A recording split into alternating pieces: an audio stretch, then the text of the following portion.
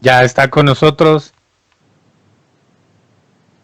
Rubén Arechiga, aunque aparece con un letrero de Ana Lucía, así es que no se preocupen, es Rubén. Exacto. Ahí estamos ya con Rubén. Y George, por favor, haznos el honor.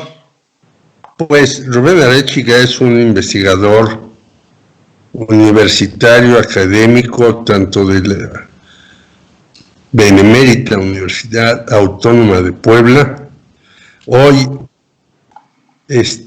cerrada hasta el próximo año, según dijo su rector, pero también es investigador del Instituto Politécnico Nacional, editor de unas revistas magistrales acerca de la Ciudad de México y un investigador tanto de la vida política, económica como social.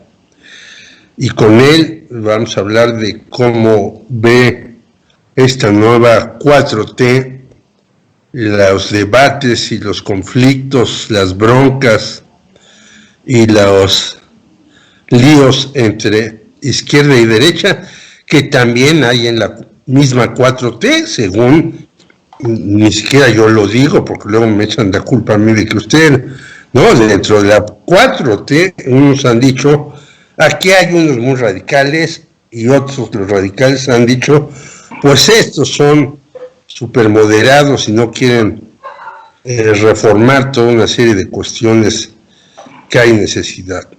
¿Cómo ves esta lucha afuera y adentro del gobierno de López Obrador, Rubén Arechiga? Y miren, buenas tardes. Buenas tardes. Buenas tardes, Rubén. Sí, yo creo que es importante primero definir qué son las izquierdas en el mundo y particularmente en este país.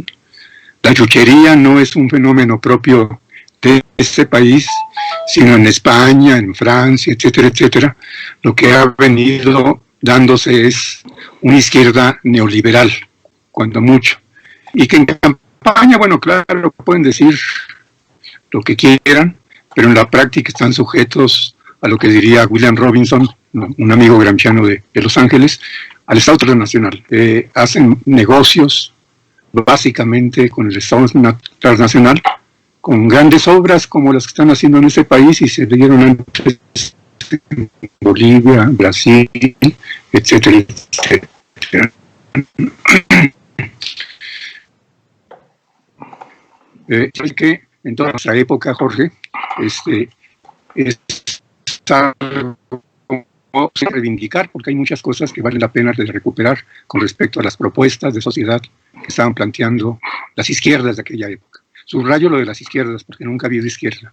También no hay derechas, sino hay derechas, y habría que matizar con respecto a cada una de ellas.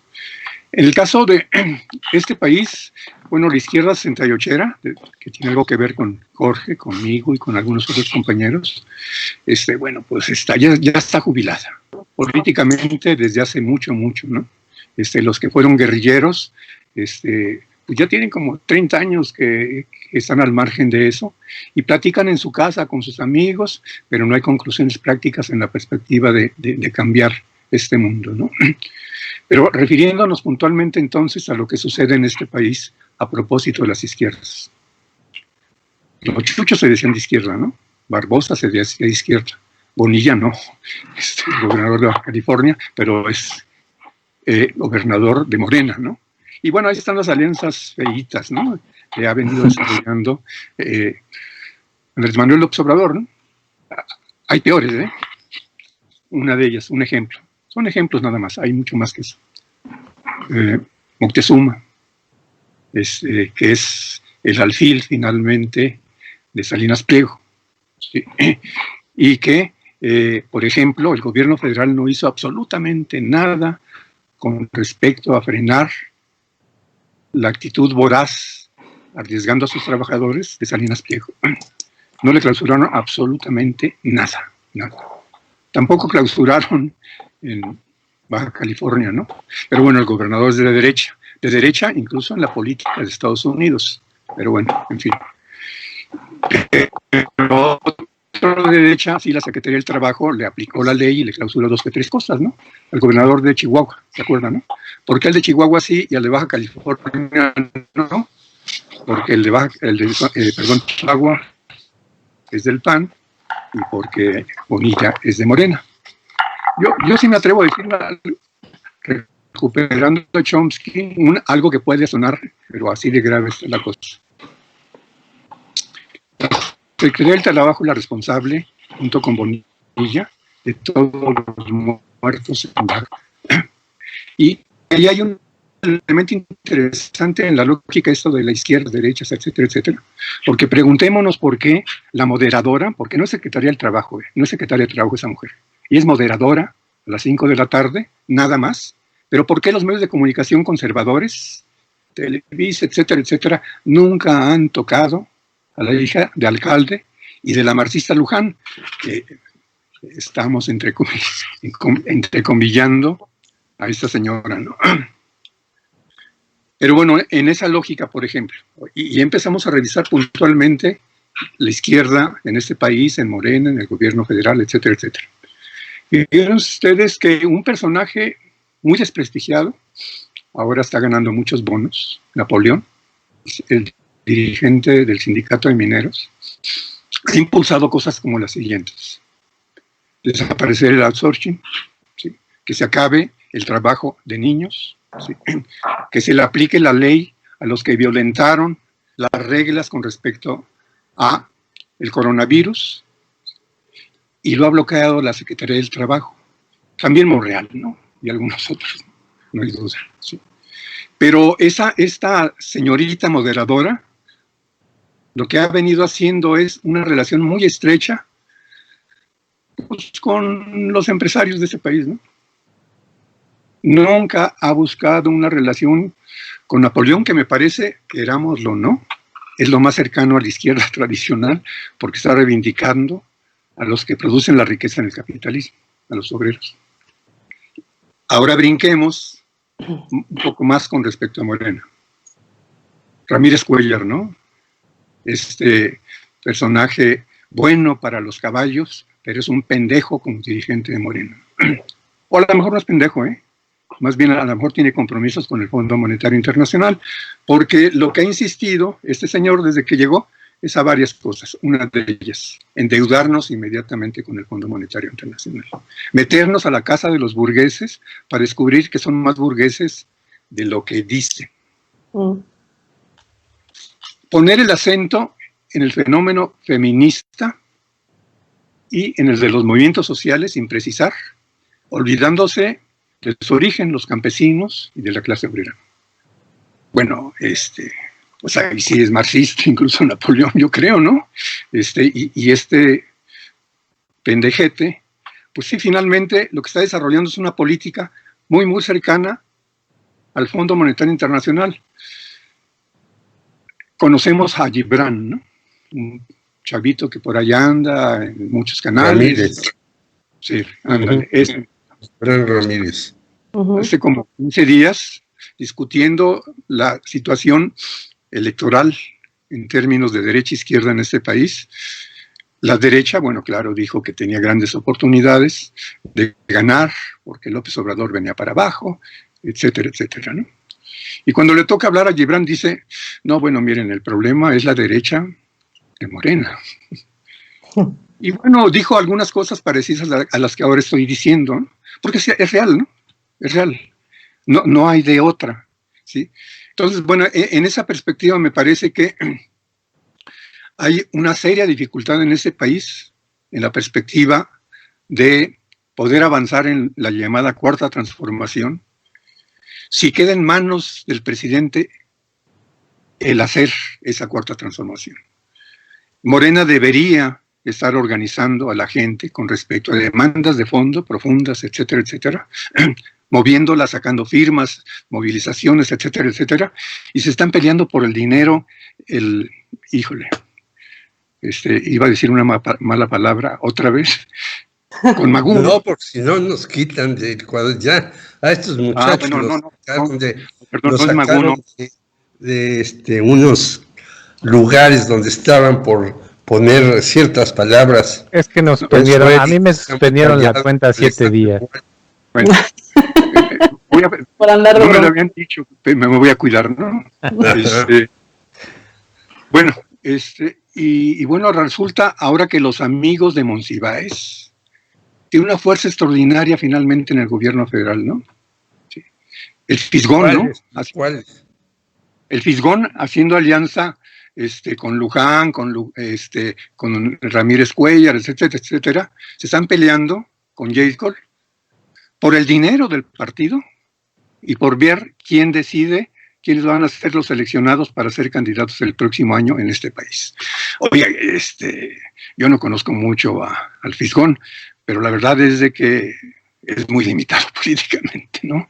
No tiene experiencia, pero como es amigo de Carlos Monsiváis, se coló ahí, por allí, por todos lados, y una y otra vez ha dicho él que se necesitan 500 millones de pesos para la escuela de cuadros de Morena.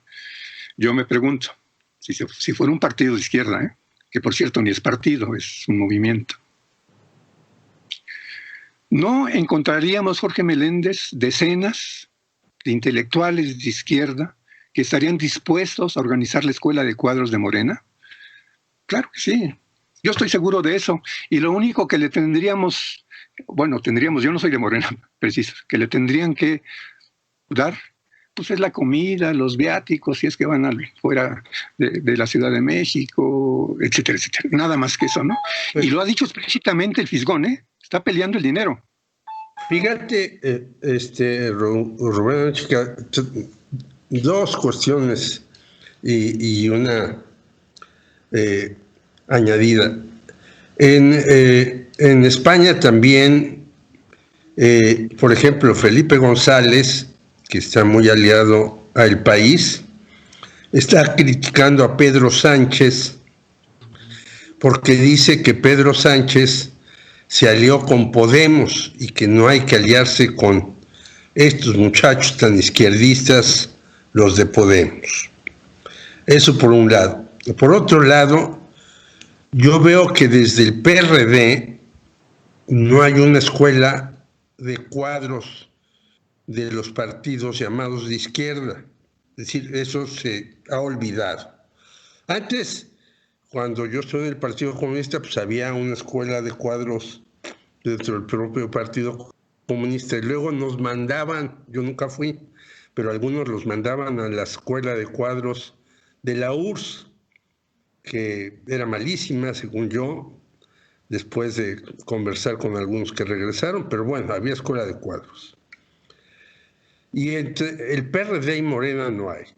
Y tampoco tienen periódico. Yo digo, no es que el periódico como en época de Lenin sea fundamental, que lo fue en aquellos años. Pero si no tienen periódico, pues deberían tener 2 o 3 portales para difundir lo que hace López Obrador, en fin. Y yo no veo ni periódico, ni portales, ni nada, ni escuela. Entonces, esto irá capacitando a la gente que está en esos partidos, PRD, Morena, etcétera. Mira, yo creo que le exageraste con todo y de que partimos del supuesto de que la izquierda seria no existe ni aquí ni en España y en muchos otros lados. Cuando incluiste todavía al PRD como esa posibilidad ahora, ¿no? Pero es una cosa menor, ¿no? Porque finalmente, pues, ni electoralmente tienen fuerza, ¿no? Pero sin duda, bueno, falta hacer un esfuerzo real por ir organizando, pues, hasta los Podemos, si es que existieran aquí en este país, ¿no? Que ellos hablaran, que opinaran, etcétera, etcétera. Pero no hay discusión en la Morena alrededor de todo lo que está pasando. De repente en las redes, los seguidores de Andrés Manuel López Obrador, en una defensa exagerada, pues tan peor que los de derecha que también están en las redes, ¿no? O sea, te da vergüenza, ¿no? Los argumentos que sacan por ahí, ¿no? Y esto debería provocar una reflexión por en lo que tú estás diciendo, sin duda. Es importantísimo. Y vuelvo a referirme al títere de Moctezuma, ¿no? No, perdón, al títere de Salinas Pliego, ¿no? Si quisiéramos transformar esta sociedad en serio, la educación debería jugar un papel fundamental. La educación en el mundo capitalista y más en el mundo globalizado tiene que ver con reproducir absolutamente todo de los países que tienen que ver con el Estado transnacional. Formas de vida, costumbres, fiestas, etcétera, etcétera. ¿Sí? Una opción educativa importante, fundamental para romper con eso, requiere no reproducir el conocimiento de quienes nos están conquistando, sino de producir el conocimiento propio. Y bueno, híjole, pedirle peras a Moctezuma para eso, cuando regaló las calificaciones en primaria, secundaria, y también en el poli, porque también la SEP tiene que ver con el poli, y yo lo estoy padeciendo, ¿no? Es imposible. Bueno, tú que estás en el poli, ¿cómo está ahí la izquierda y las cuestiones del Politécnico? Es que Moctezuma tiene una relación muy intensa con el CENTE. Y es que el director actual, dicen que invirtió como 80 millones de pesos en el periodo electoral, que eran para becas para los chavos, para apoyar al candidato del PRI. Y bueno, esa es la situación real en términos de aparato. Pero el poli está muy prianizado. Pero, es decir, Rubén, perdón. Dime. No, diga, continúe. Sí, y esto es muy grave porque la mayoría de los profes del poli, la mayoría de veras, odian a López Obrador y piensan siempre en el rollo de las corruptelas. Les pongo un ejemplo interesante. Cuando el movimiento de hace 6 años más o menos del poli, al término del movimiento, corrimos al director de la escuela, llegó el decano como director, aliado, de izquierda, buena onda, y empezamos a hacer auditorías y encontramos 2.500 calificaciones vendidas en un periodo de 2 años. Después de descubrir esto, pues, lo corrieron. luego, ¿no? Pero luego, como abrimos la puerta para que se notara que había corrupción, empezaron a investigar en otras escuelas y reapareció el fenómeno de la venta de calificaciones. El director de aquella época, ya ni me acuerdo el apellido de él, según esto metió una denuncia. No hay ningún resultado. Pero en su denuncia, por cierto, no apareció la Escuela de Arquitectura, que fue donde iniciamos el descubrimiento de estas corruptelas. Entonces, bueno, Moctezuma, no sé qué quiere ser, pero está haciendo las cosas bien desde el punto de vista de la derecha, precisando, la derecha que tiene que ver con el capitalismo de compadres. Salinas Pliego, sin duda, no sería lo que es si no es por Salinas de Gortari. Rubén, sí. Pero entonces, pensando en esta izquierda neoliberal, ¿cuáles tendrían que ser entonces sus principales motivos o intereses, más que estos de política más derechista, por decirlo de alguna forma? Bueno, yo creo, y estamos intentando hacer algunas cosas por ahí, en recuperar la figura de lo laboral. Regresando a la derecha que está en la Secretaría del Trabajo. Ustedes saben que se ha repartido millones de pesos, miles de millones de pesos, que a trabajadores ambulantes, taxistas, restaurantes, hago una precisión, pequeños restaurantes, ¿no? Premiaron a los que no cerraron, a los que mantuvieron el funcionamiento. Y de repente alguien me platicaba, me sugería, oye, ¿y por qué no se debió apoyar a los que cerraron? Porque los que necesitaban el dinero son los que cerraron, no tuvieron capacidad para sostener. Y eso es, me decían, apoyar a los más pobres. Bueno, la Secretaría de Trabajo nunca hizo nada, pero nada, por atender a los cerca de 1 millón de trabajadores corridos. ¿Sí? Y bueno, esos se quedaron de un día para otro después de que tenían trabajo. Los vendedores ambulantes, no tengo nada contra ellos, pero no pagan impuestos. ¿Sí? Y apoyaron a esos y no a los que corrieron. A mi hija la corrieron también, por cierto, en este contexto, pero tuvo cierta capacidad y habilidad para negociar y salió bien librada, ¿no? La corrieron, pero finalmente lo que le dieron está bien, ¿no? Entonces, bueno, el gran problema es pelear realmente, yo digo, en este momento, y es muy difícil, por cierto, fortalecer a los que hacen la riqueza, ¿no? En términos sindicales. Fíjense ustedes que tampoco esta mujer ha hecho nada por aplicar el rollo de la democracia sindical, que es parte de lo convenido con Estados Unidos y Canadá. Tampoco ha hecho nada por desaparecer el trabajo de los niños, que también está prohibido según el tratado. Tampoco ha hecho pues, otras cosas más que salen a flote, como los compañeros mineros que desde hace muchos años están enterrados. Leyeron seguramente ustedes la noticia de que dijo la Secretaría del Trabajo, fíjense qué profunda y capaz para rápidamente atender problemas como ese. Hacía un año que le habían dado la tarea de empezar a trabajar la perspectiva de sacar los cuerpos de esos compañeros. La semana pasada, si mal no recuerdo, dijo que sí, que estaban trabajando. En 8 años iban a sacar los cuerpos, ¿no? Disfrútale, híjole. ¿A dónde van las izquierdas? Yo creo que a lo público, para ser más preciso con respecto a tu pregunta. Educación pública gratuita. En el Poli se cobran inscripciones de manera espantosa, no tanto en la licenciatura, pero sin más. ¿Cuánto cobran en el Poli por vocacional y por licenciatura? Mira, hemos logrado ahí, los poquitos de izquierda que hay, que paguen prácticamente los que quieran, ¿no? O sea, que no es obligatorio. Bueno. Pero como los de nuevo ingreso no saben esto, entonces es un auditorio cautivo que, por cierto, lo usan y nunca dan cuentas de esto, ¿no? Pero en maestría y doctorado, híjole, 20,000 pesos por trimestre. No me digas. Sí, es igual que en varias universidades que se dicen públicas, acá en Puebla, también a los pobres estudiantes cobran por entrar. Es decir, nosotros dimos una lucha en 1999 en la UNAM, que ganamos y que ha sido satanizada gravemente. Yo era profesor, justamente por eso, para que siguiera el pase automático y no se cobraran cuotas a los alumnos.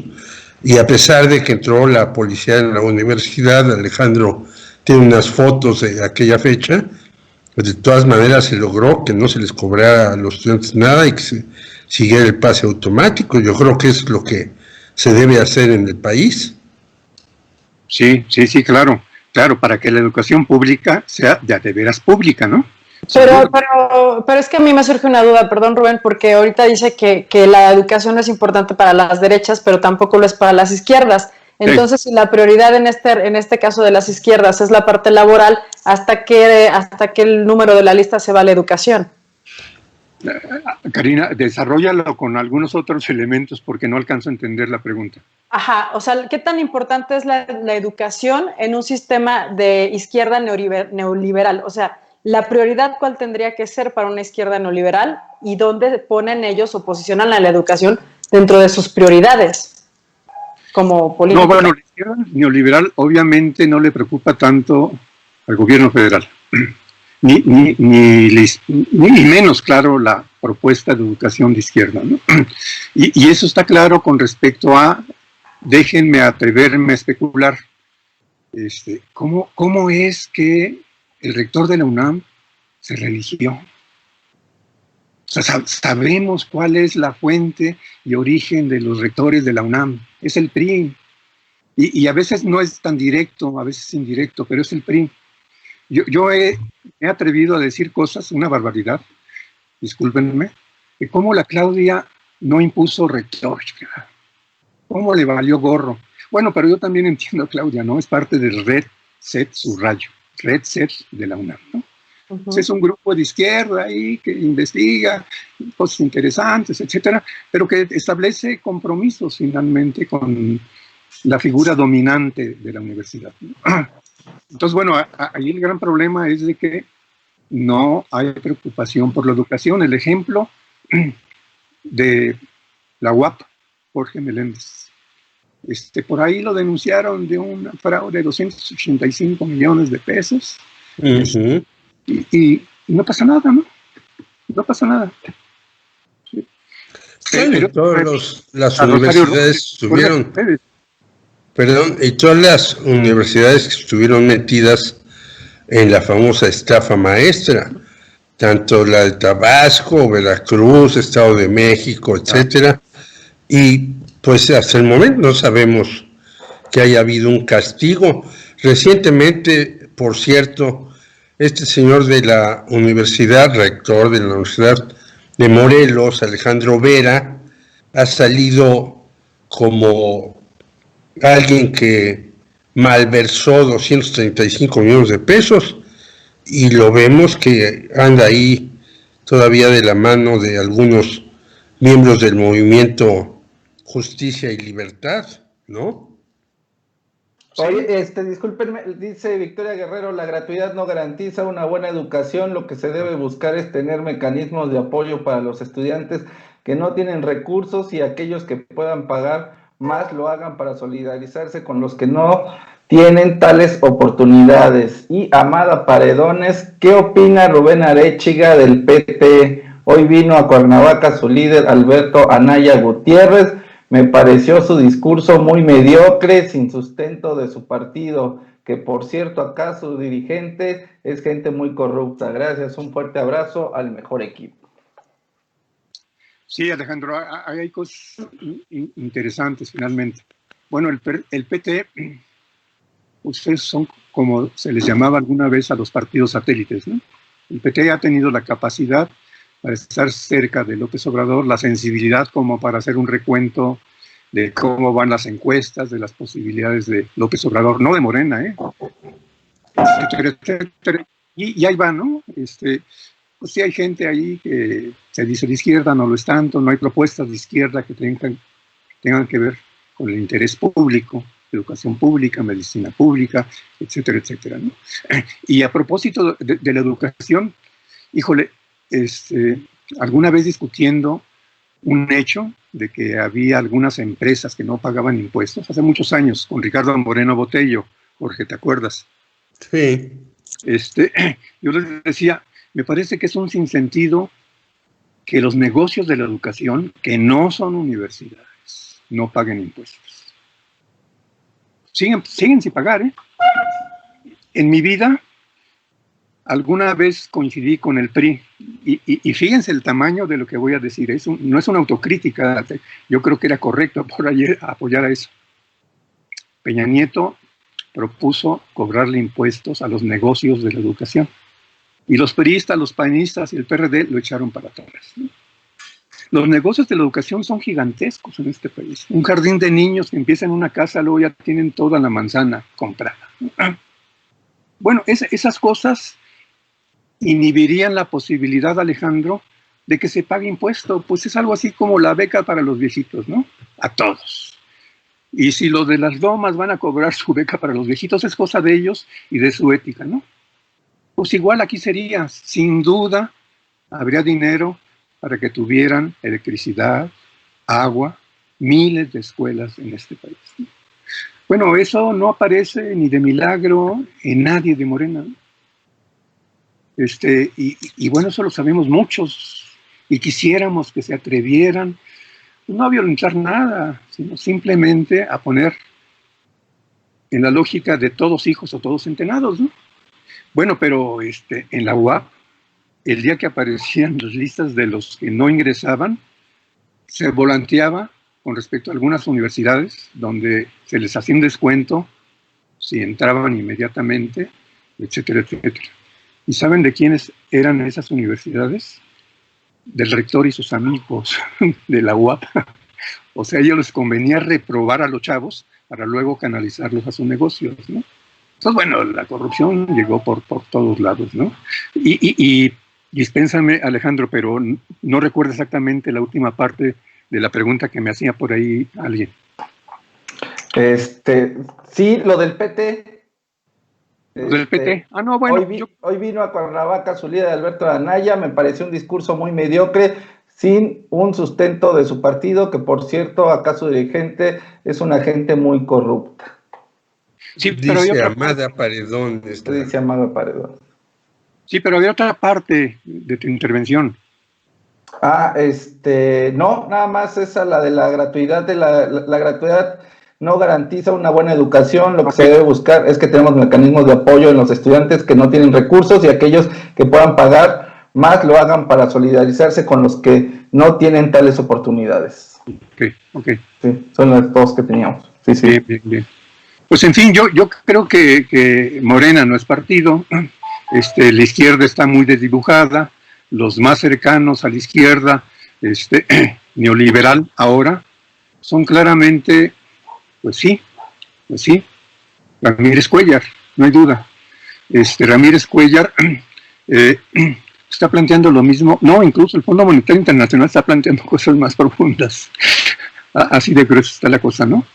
3 datos nada más para que el César por ahí ya le entre, ¿no? Que ya apareció.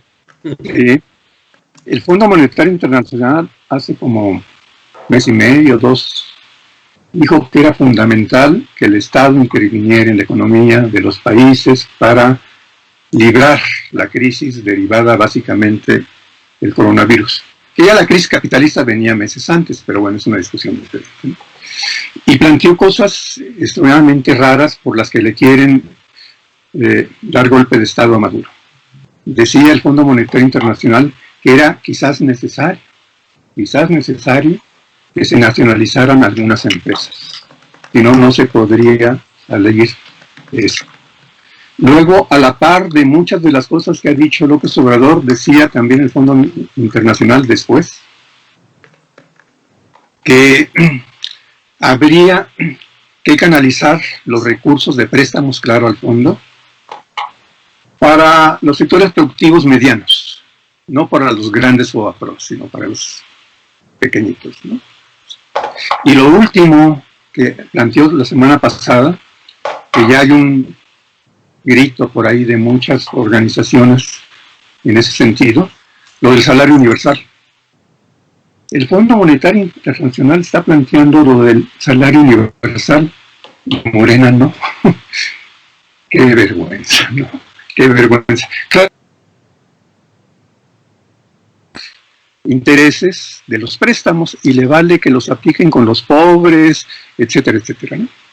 Pero bueno, en fin, se pueden decir muchas más cosas de la izquierda en este país, pero híjole, a mí me encantaría, y creo que es muy posible que esto se dé, que la crisis interna ahorita de Morena termine en la nada, ¿no? Porque finalmente no ha sentido nada. O sea, López Obrador llegó por él, y ellos llegaron también por él a la Cámara de Diputados, senadores, gobernadores, presidentes municipales, etcétera, etcétera. Entonces, yo creo que este señor vería la forma de continuar hasta donde puedan, sin necesidad, pues, de esa izquierda neoliberal. Así es. Oigan, pues ya nos está acompañando aquí nuestro compañero César Iglesias. César, ¿cómo estás? Buenas noches. Hola, muy buenas noches a todos, ¿cómo estamos? Bien. Oye, pues queremos también saber tu opinión sobre estas izquierdas y derechas actuales en México. ¿Tú cómo ves a México, su gobierno, Morena, dentro de esta, pues, ámbito de izquierda y derecha? Ya también tuvimos a un profesor anteriormente, nos decía que más bien era un gobierno pues democrático, socialista, demócrata socialista. Entonces, bueno, queremos un poquito indagar en estos conceptos. ¿Tú qué piensas, César? Mira, yo creo que habría que colocar sobre la mesa que nos encontramos en el agotamiento de un régimen. Digamos que México transitó de un régimen de partido de Estado, ¿no?, en donde había pues otros partidos, el PAN, existían, digamos, el propio Partido Comunista incluso, ¿no? En México existió el siglo pasado, pero donde siempre, pues, toda la vida ganaba solo un partido, que era el Partido de Estado, el Partido Revolucionario Institucional, el PRI, y pasamos de ese régimen a un régimen, a una convulsión, creo yo, que incluso se da, me parece, con el asesinato político de Luis Donaldo Colosio. Digamos que en esta transición marca un antes y un después, un cierre histórico de un sistema, de un régimen que produce el neoliberalismo y que, digamos, este grupo de tecnócratas que se apodera del PRI y que hace todas estas reformas estructurales desde el partido de Estado, y una vez que se firma esto, el Telecán, se entra hacia una nueva dinámica, pues, digamos que el PRI estorba, ¿no? Como partido de Estado. Y entonces habría que entrar a la alternancia política, y esa alternancia política, pues, en muchos de los sentidos, lo que era es el pase del poder, ¿no? Entre el PRI y el PAN. Y creo que entramos en un proceso de un agotamiento de ese modelo, en la medida en que sucedió lo siguiente, ¿no? Me parece que el régimen de Peña Nieto va a intentar llevar a cabo esta reforma energética que ahora comprendemos que fue basado bajo un proceso de corrupción absoluta, extrema, inédita, pues, en donde hicieron de lado a varios jugadores de aquel sistema que vinieron construyendo juntos, ¿no? Y pareciera que un cierto sector empresarial se quiso, pues, hacer, digamos, de el control del nuevo pastel sin repartírselo a los demás actores de este régimen, ¿no? Y creo que en ese choque, digamos, los actores preponderantes, el modelo preponderante, pues arriba, pues hubo un choque muy importante que permitió una ventana de oportunidad, pues. O sea, creo que si uno entiende a Morena desde aquí, podemos entender que si es cierto, hay un descontento importante en la sociedad, hay un malestar político, pero yo no llamaría pues a todo el movimiento que se va a generar en el 2018, no lo llamaría como un movimiento producido desde la izquierda, ¿no? O sea, creo que es un movimiento que se produce gracias a que hay un descontento popular esencialmente por los grandes casos de corrupción, pero también porque hay una lucha, digamos, intestina dentro de la clase dominante mexicana que va a producir un escenario favorable para la llegada de Andrés Manuel López Obrador. Entender, digamos, que hoy estamos ante un gobierno que va a llevar a cabo políticas de izquierda, en donde va a generar todas las condiciones posibles para la mejora de ciertos sectores. Ya hablaban ustedes hace rato de educación, hablaban ustedes de diferentes formas, ¿no? Creo que hay agendas en las que se intenta revertir el régimen tal cual, pero que hay otras que no hay o no da la correlación de fuerzas para poder intentar llevar a cabo, pues, estas transformaciones, ¿no? O sea, la conferencia de prensa del día de hoy en la mañanera me parece muy interesante, porque lo que está poniendo de relieve el presidente es decir, oigan, pues nosotros prometimos una transformación y los intereses creados dentro de la Cámara de Diputados y la Cámara de Senadores, pues está deteniendo cosas que yo no estoy deteniendo, y aquí hay un choque real de la correlación de fuerzas que corresponden a los intereses creados que manejan pues la política pública dentro del legislativo, y que creo que también habrá en el judicial, y que creo que también las existen dentro del poder ejecutivo. O sea, creo que estamos viviendo diferentes coordenadas, diferentes choques en las que, digamos, las fuerzas pues van a depender de qué tan organizado esté un sector o no. Y ahí, por ejemplo, también habría que hacer una reflexión profunda respecto de que no es que digamos que no es que la opinión pública debe tener una serie de listas en decir, aquí te portas bien, aquí te portas mal, ¿no? O sea, es, a ver, ¿cuál es la organización política que existe en determinados momentos en determinados sectores para desde ahí presionar por más? Pero cuando tú dices, oye, pues el movimiento obrero, vaya, o sea, lo que está claro que hoy Digo, había mucha naftalina ahí en la presidencia con todo lo que sucedió con el charrismo sindical que estaba ahí, ¿no? O sea, hay elefantes blancos que no se discuten. César, pero Ajá. una pregunta ahora que hablas del movimiento obrero. Hoy o ayer, López Obrador firma esta nueva situación para la jubilación de los trabajadores, bajando de 1.200 semanas a 800 y haciendo que la clase empresarial aporte más, etcétera, etcétera. Pero firma este instrumento nuevo, importante para mí, básico para mí, para que mucha gente se pueda jubilar con mayor dinero y con menos tiempo, pero lo firma con Carlos Aceves del Olmo, de la CTM, y con Carlos Salazar Lomelín, del Consejo Coordinador Empresarial, el cual, por cierto, al principio del régimen estaba casi del brazo de López Obrador, luego se pelearon porque López Obrador no quiso pedir préstamos para muchas cosas y ahora nuevamente salen así como bailando en trío en aquellas películas gringas, muy contentos. ¿Cómo ves esos vaivenes en este tipo de... A ver, y perdón para un poquito también sumar, Francisco Sardaneta nos pregunta también, ¿será que ahora únicamente la izquierda urbana abandera pequeños movimientos y deja a un lado los obreros y campesinos, los movimientos obreros y campesinos?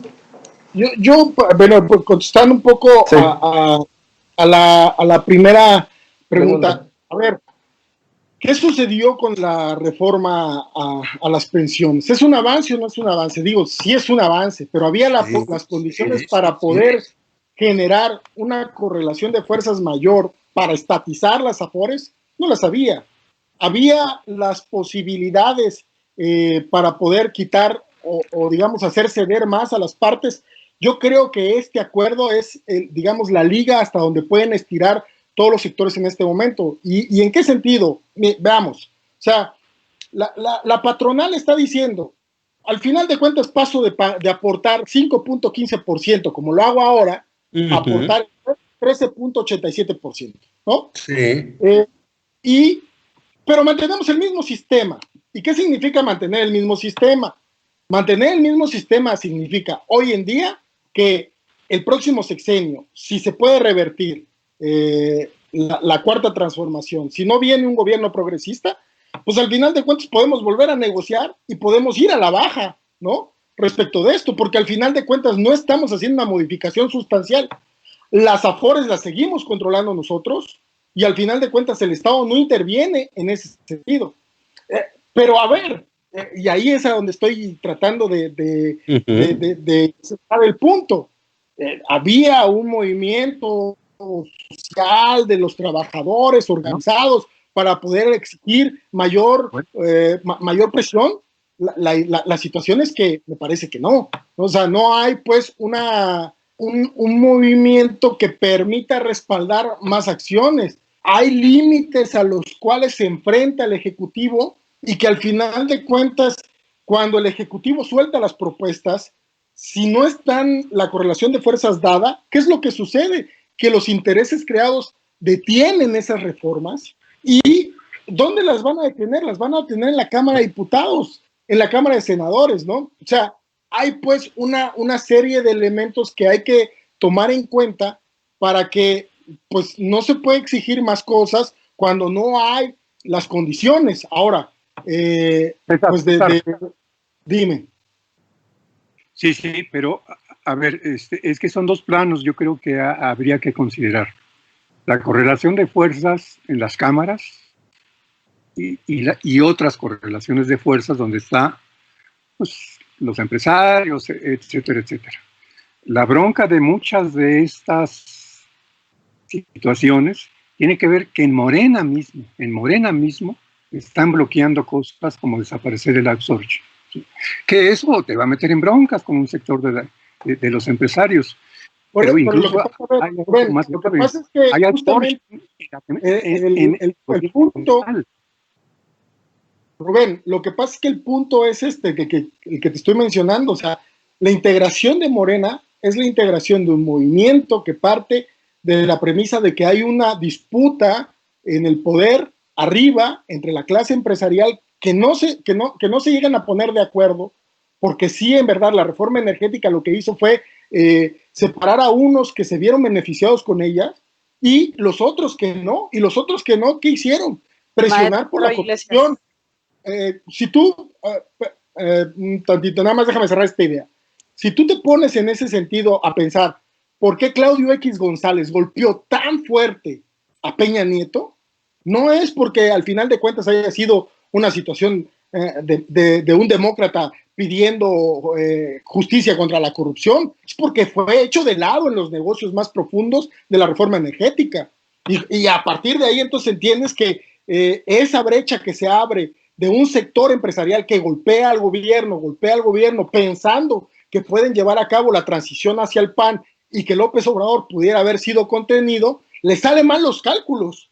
Y al final de cuentas tienen que confluir en Morena muchas fuerzas para poder entonces hacerse presente y desde ahí jalonear el triunfo. O sea, hay que comprender pues que lo que estamos es que hay ciertas fuerzas que se aglutinaron ahí y que deben de entonces entenderse en ese contexto y a partir de ahí entonces decir, bueno, ¿qué es lo que se ha logrado o cómo se puede lograr ir más lejos? ¿Y qué es lo que se puede, pues bueno, a partir de qué? De organizarse como sociedad para poder exigir más derechos, para poder exigir pues más cosas, pero pues bueno, nos ha tocado una situación extraordinaria como es esta pandemia que ha limitado pues el proceso organizativo, pero al final de cuentas el Ejecutivo tiene que avanzar, son 6 años, es casi nada pues. Pero ¿no será también que tal vez este asunto de la pandemia está demostrando la falta de organización que tiene, hablando de Morena y retomando lo que dicen ambos sobre la construcción de Morena? Yo también, esta es una pregunta para los dos y es desde mi perspectiva, como lo veo como periodista, yo lo que he notado es que Morena en realidad es un Frankenstein, es el Frankenstein de Andrés Manuel. O sea, Andrés Manuel conformó Morena con pedazos de un montón de partidos haciendo, pues no quiero decir negocio, pero haciendo compromisos más bien con varias personas que pertenecían a otros grupos políticos, y Morena no es un partido que viene de perredistas o que viene de... No, Morena viene de periistas, de perredistas, de petistas, de los morenistas que, bueno, hasta panistas, Gaby Cuevas, la Tatis y Germán Martínez. Por eso insisto en que es el Frankenstein, es el hijo de Andrés Manuel, o sea, ese es su Frankenstein, lo que construyó con pedazos de todo, y obviamente en una situación así, pues ¿dónde va a haber orden? No va a haber organización porque son piezas que no comparten las mismas ideologías ni los mismos ideales. Entonces, yo no creo que la pandemia nos haya agarrado de bajada, y como nos agarró de bajada, entonces estamos reaccionando como vamos viendo el proceso. Yo más bien creo que la falta de desorganización que existe al interior del partido, las diferencias que existen en el partido, que lo hablábamos hace rato, Rubén decía, las derechas de Morena, ¿no? O sea, las grandes divisiones que tiene Morena, porque Morena por lo menos internamente tiene 7 grupos ahí, que están dirigidos por diferentes personajes que ustedes ya mencionaron algunos, y que yo no entiendo, y bueno, más bien, ahora entiendo más cómo es que la situación con el presidente y todo lo que está pasando, pues se está volviendo un caos. Es que ellos ni siquiera se ponen de acuerdo. Mira, yo me iría por una situación muy especial, porque creo que no se va a lograr en este país la unidad política como de ciertos sentidos, digamos como todos en un mismo programa, en el sentido de actuar de manera coordinada. O sea, si uno se voltea a ver, a mí me parece interesante esta caracterización que hace López Obrador respecto de la historia mexicana, y si uno voltea a ver y dice, bueno, ¿qué es lo que sucede cuando viene la bola en la independencia, ¿no? Ahí viene la bola, ¿y la bola qué significaba? O sea, intereses creados de los criollos que necesitaban, pues, hacer reafirmarse ante la corona, ¿no?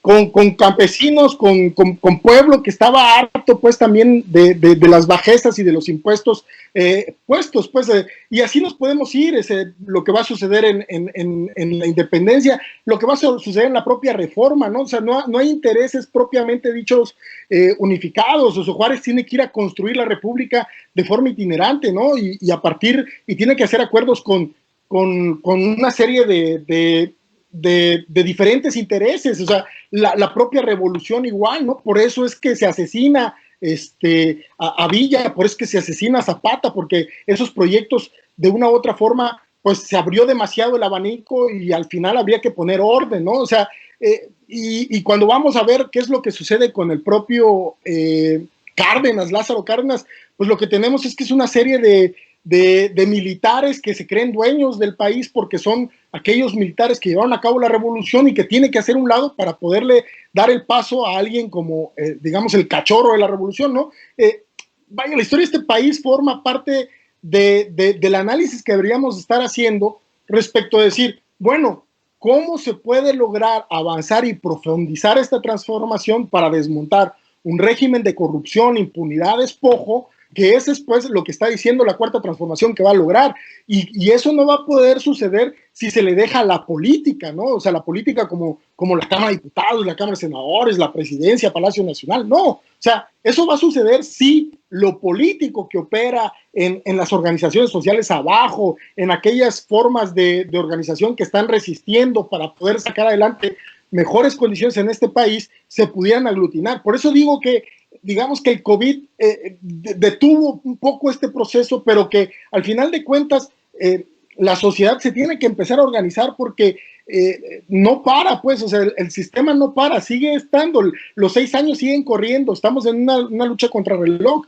y es ahí donde tenemos que tomar en cuenta que el reto es muy grande, pues, o sea, ver que la forma en cómo los empresarios ya se empiezan a poner de acuerdo, ¿no? Esta idea del golpismo que empezó a mermarse, a construirse en abril con Carlos Salazar ahí en la plática, pues una plática de amigos diciendo, oigan, ¿y qué tal si le hacemos un golpe al presidente de la República, ¿no? O sea, si se genera y además transmitido por YouTube, o sea, algo como muy campechano, ¿no? O sea, si eso lo pueden platicar y hacerlo público, ¿qué es lo que se puede hacer realmente o cómo se va a operar esa situación? Me parece que entonces... Pero ¿por qué Carlos Salazar ahora dobla sus manitas, según tú? Después y luego me toca.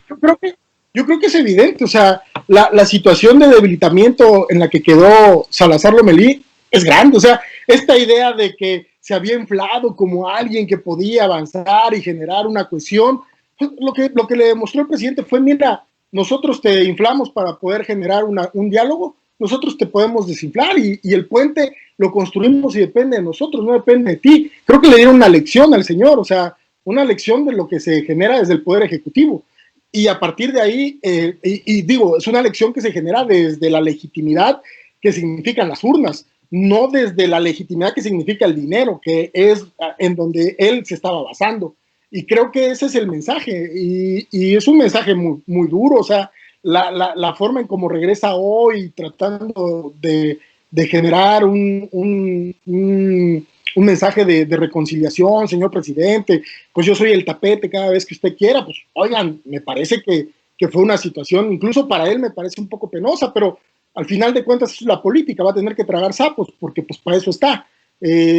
Y ni modo, o sea, él va a tener que ir construyendo otra vez su propia fuerza política, porque hasta candidato de Morena lo estaban haciendo del gobierno de Nuevo León, y hoy está demostrado que no da para eso, ¿no? O sea, ojalá y pues el propio empresariado está también construyendo sus propias, también ahí hay contradicciones, eso es lo que quiero decir, o sea, tanto dentro del movimiento social como el movimiento empresarial y tanto el movimiento político están entrando en una serie de contradicciones que no se han definido, y está ahí, hay una tensión muy fuerte, y en algunos lados podemos ver que de repente se jala para algo que dices, oye, eso es muy grotesco, y luego de repente se jala para otros lados que vaya, pues sí son cuestiones benéficas, pero creo que lo que se está poniendo sobre la mesa con el tema, por ejemplo, de Emilio Lozoya es muy fuerte. O sea, decir que vamos a ir sobre la corrupción y aquí está este tema, un tema que es inédito para la vida pública de este país, porque podría llevar a un maxiproceso, pues, como el sucedido con Fujimori, como el sucedido con varios expresidentes que fueron a dar a la cárcel, y que ahí está, ¿no? O sea, veamos cómo se resuelve, pero me parece que no se va a resolver de una manera en donde se va a pactar con el régimen anterior. La apuesta por un sector, pues, que es el bloque amplio opositor, ha sido el golpismo. La apuesta por el presidente de la República ha sido vamos a aplicar el Estado de Derecho. Y vaya, esa es la tensión en la que nos encontramos hoy en día. Creo que no es una tensión entre izquierdas y derechas, que importa mucho entenderlas, caracterizarlas, pero también importa mucho entender y caracterizar la situación en la que nos encontramos. Oye, Rubén, danos tu punto de vista, pero aparte también sumaría una pregunta de Alejandro Padilla que te hace directamente. Dice, Rubén, ¿consideras que la derecha de los años 70 y 80 fue más intransigente que la de estos años? Si hay diferencia entre ambas, ¿puedes señalar alguna de ellas? Por favor. Sí, rápidamente la pregunta de Alejandro. Yo creo que la derecha de aquellos años era una derecha todavía influida por el nacionalismo revolucionario, poniendo el ejemplo de Díaz Ordaz, recordando las barbaridades que hizo en el plano de lo político.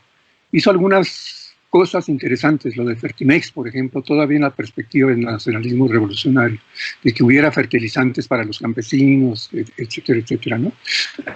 La derecha ahora está desplazada y bueno, hay pillos como esos que refirieron, pues que no tienen futuro de manera inmediata. A la larga, claro, la derecha pues es propia del capitalismo y tendrá que seguir fortaleciéndose por las vías que sean necesarias, ¿no? Pero bueno, en fin. Pero lo otro, el tema del programa era izquierdas y derechas en este país.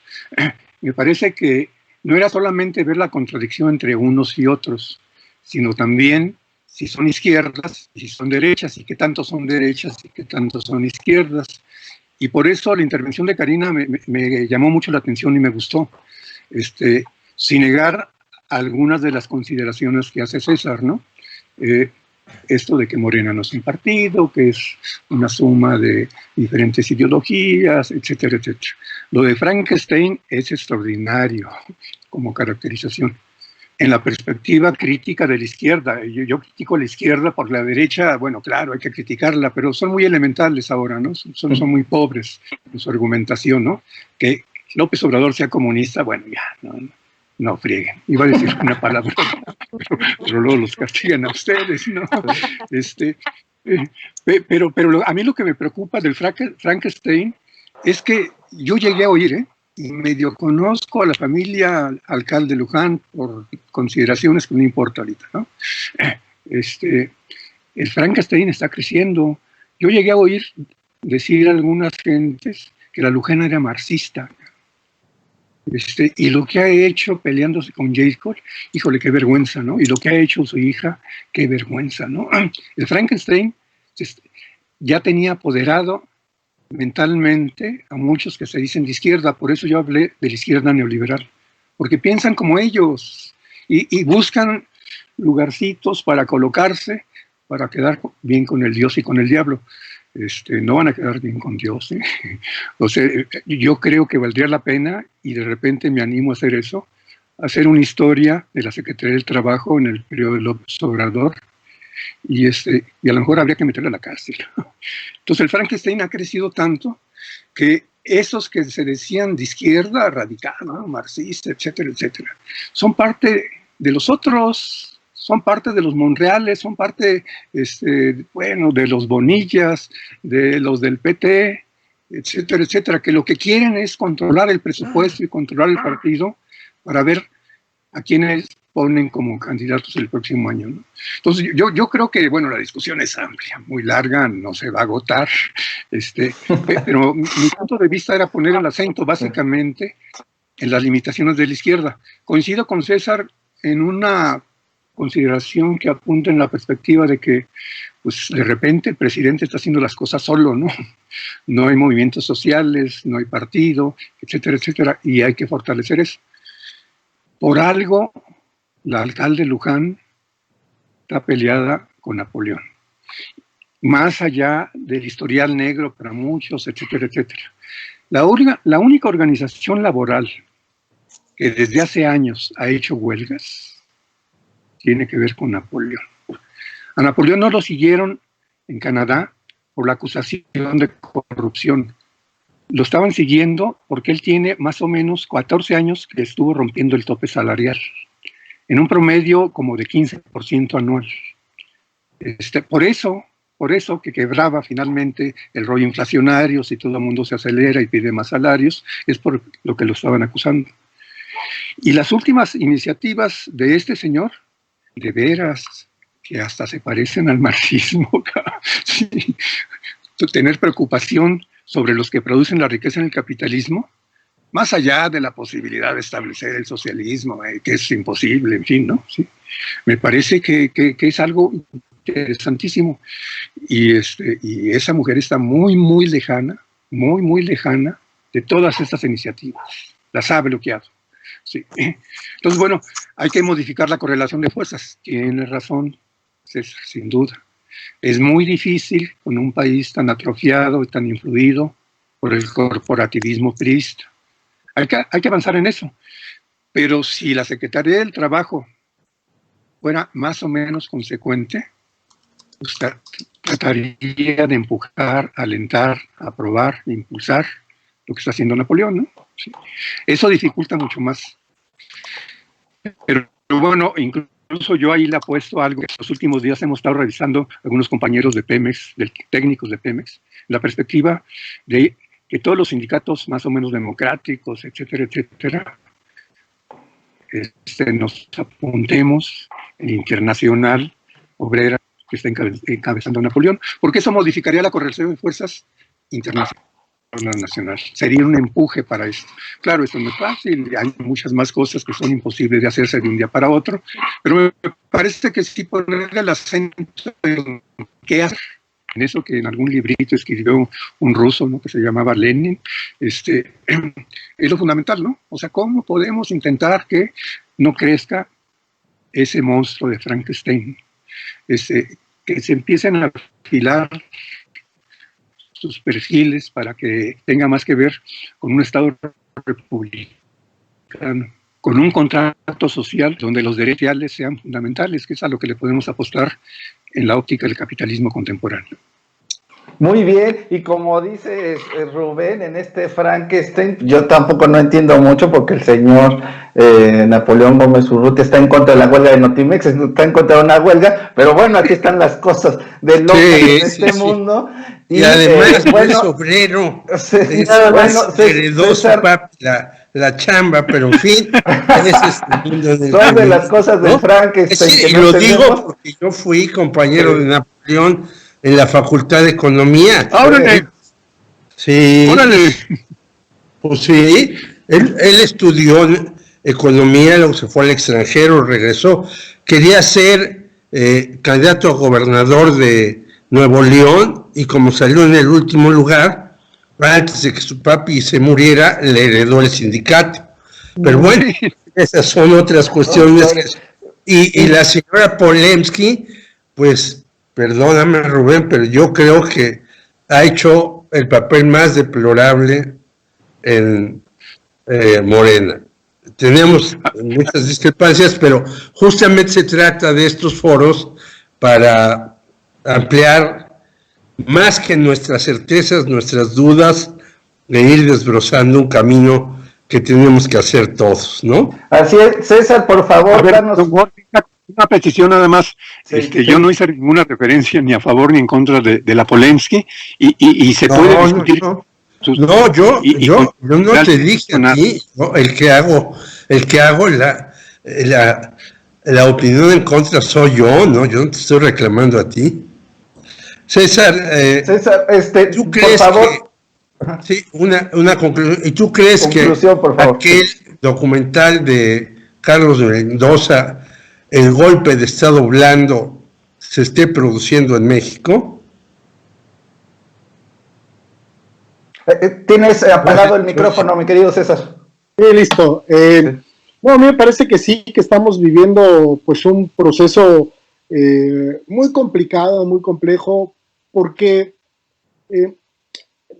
la reforma energética es, digamos, la joya de la corona de la forma en cómo desmantelaron a México, ¿no? No va a estar tan fácil. Parece que se está tejiendo muy fino para poder revertirla, muy, muy fino, y ha sido uno de los elementos que llevaron pues a muchos a buscar este proceso de aglutinamiento de fuerzas para poder detenerla. Creo que a partir de ahí Morena pues adquiere o empieza a adquirir forma. Yo, una de las cosas que apuntaría para terminar es que no hay que olvidar la revolución contra el viejo régimen, el ancien régime de Francia, pues se va a dar entre la burguesía y aquellos pues que van a ser los proletariados y van a ir juntos a la batalla. Es ahí donde se crea este concepto de derechas e izquierdas, pues aquellos que van a hacer la revolución francesa nunca están de acuerdo en los intereses que van a llevar a cabo esa revolución. O sea, van a cortarle la cabeza juntos a Luis XVI y a partir de ahí pues va a haber un proceso de pugna entre los intereses de la clase dominante y la clase dominada. O sea, un poco para no olvidar pues de dónde viene este concepto, porque pareciera que no se articulan nunca tanto las izquierdas como las derechas, ¿no? Se han llegado a articular y a partir de ahí han generado terremotos sociales como el de la Revolución Francesa, pues. O sea, y en México eso pues está aquí viviéndose, estamos viviendo un tsunami, un terremoto político bastante fuerte y en el que la correlación de fuerzas a veces da, a veces no está dando y hay que irla construyendo. O sea, no estoy diciendo tampoco esto ya está perdido o al final de cuentas no hay nada de izquierda salvable, ¿no? Yo me creo o me iría en la idea de construir un movimiento social que pueda acabar y detener con el régimen de corrupción, de impunidad que se construyó a lo largo de estos últimos más de 30 años, 36 años, ¿no? Con la llegada del régimen neoliberal y que pudiera dar paso a un México que pudiera proteger a las clases más desfavorecidas, que avanzara en la construcción de derechos sociales, que avanzara en la construcción de derechos económicos para las personas, derechos de la salud. Vaya, hay un sinfín de cosas pendientes que están ahí y que me parece que esa debe de ser la tarea, o sea, ir impulsando. Los protagonistas de esta historia pues pueden ir cambiando. La verdad es que los políticos van a estar ahí, pues van a estar ahí representando lo que está sucediendo abajo en el sistema social. Y a partir de ahí entonces habría que dotar de esa representación, o sea, buscar que en verdad se lleve a cabo esa representación, porque al final si lo que sucede es la simulación, pues vamos a estar en el mismo proceso histórico de nunca terminar, pues, o nunca llevar a cabo, pues, la tarea que nos llevamos, que tratamos de emprender desde un inicio. Y bueno, ahí entonces, pues, tenemos un proceso de transformaciones inacabadas, pues, la independencia que nunca llegó a concretarse, ¿no? Los derechos que nunca se llevaron a cabo bien de una forma formal respecto de la reforma, el reparto agrario que no se dio, la revolución. Vaya, hay elementos que están ahí, el desarrollo tecnológico que no llegó a México para poder independizarse respecto del mundo. Hay tareas pendientes, inacabadas, que habría que empezar a construirlas para poderlas terminar, pero eso solo va a suceder en la medida de la organización, no va a suceder en la medida de que yo ya fui, deposité mi voto y lo que estoy viendo es una especie de una serie política para ver quién se va y quién se queda. No, creo que estamos pues ante un momento en donde, pasaron generaciones, ahora que han mencionado mucho el 68, pasaron muchas generaciones para que tuviéramos este momento de actualidad de la transformación. Y habría que entonces justamente hacerse cargo de eso. No habría que decir es que ya está todo resuelto y aquí hay puros enjuagues. No, es el momento justo de actuar y es el momento de entender que las contradicciones se van a dar en múltiples campos y habría que ser muy conscientes que esto está sucediendo para entonces dar opiniones sobre todo lo que me rodea. Y vaya, el exceso de desinformación, las fake news que se están produciendo, sirven un poco para confundir y no habría que abonar a eso, habría que abonar a tratar de dar luces pues a todas aquellas voces que están intentando construir consensos. Pues les agradecemos mucho, quisiéramos muchísimas continuar. Gracias bueno, a los dos, a Rubén Arechiga, a César Iglesias. Este no será el primer y último debate, sino al contrario, estaremos buscándolos para otros debates, porque de eso se trata este programa. Nada más le decíamos a Rubén, porque luego algunas palabras no es que nosotros las consideremos malas o incorrectas, sino que tenemos a unos ogros llamados Facebook, Instagram, que además ganan como locos. Hoy leí que el señor Jeff Bezos ganó en un día $1,300 millones. Dije, ¿qué es esto, Dios mío? ¿No? Bueno, y esos son nuestros censores, por eso algunas palabras que decía Rubén, le decíamos, cuidado porque ya nos han censurado aquí en las redes. Pero les agradecemos mucho a Rubén Arechiga y a César Iglesias y los estaremos molestando por ahí para unos nuevos debates. Un gustazo y buen debate, gracias, y pues estaremos en más comunicación. Gracias a ustedes, buenas noches. Hasta Adiós, luego. César. Noches. Luego platicamos, César. Gracias a ustedes.